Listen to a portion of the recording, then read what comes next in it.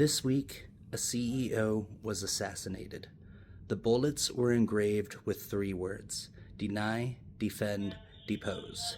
Not a random act, but a message.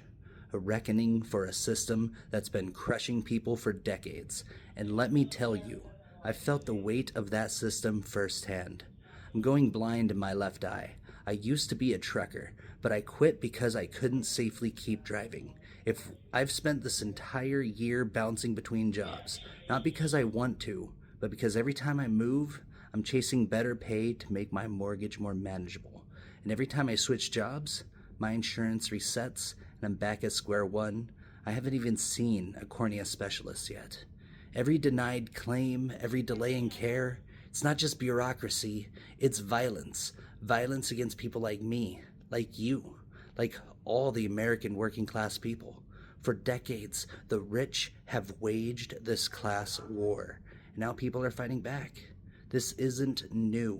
In 1933, America's elite literally plotted a fascist coup to protect their wealth from Roosevelt's New Deal. The business plot was exposed, but their ideology never died. It evolved. Neoliberalism was their answer, a slow, systemic betrayal of Enlightenment ideals. Liberty? Only if you can afford it. Equality? A myth to keep you complacent. Neoliberalism isn't a broken system. It's working exactly as designed, to funnel wealth to the top, privatize everything, and leave the rest of us fighting over scraps. The assassination of a CEO doesn't happen in a vacuum.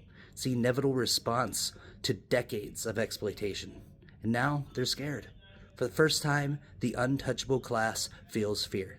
Insurance companies, scrambling to approve claims, aren't doing it out of compassion. They're doing it because they know their power is built on sand. One act shook them to their core. Imagine what happens when we act together.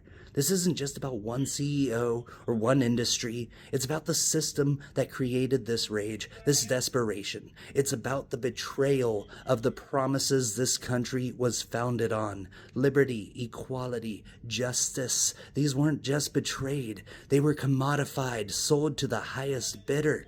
The assassination of a CEO won't fix the system, but it cracks open the door to the real conversation we need to have.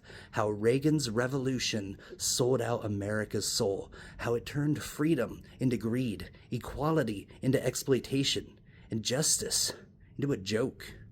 The Enlightenment values this country claimed to be founded on, liberty, equality, and justice, were never perfect, but they were a beginning, the promise of a society built on reason, human dignity, and a collective care. Neoliberalism betrayed that promise, and it's time we take it back.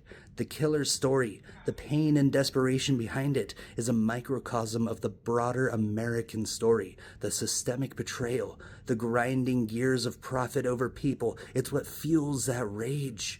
That doesn't excuse violence, but it forces us to confront the reality. His grievance isn't isolated. It's woven into the fabric of a broken system. This system creates countless stories like yours, like mine, like his.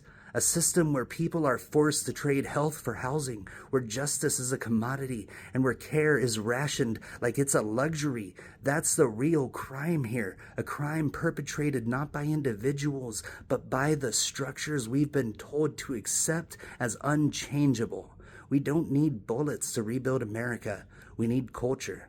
A culture that values people over profit, care over competition, and truth over power.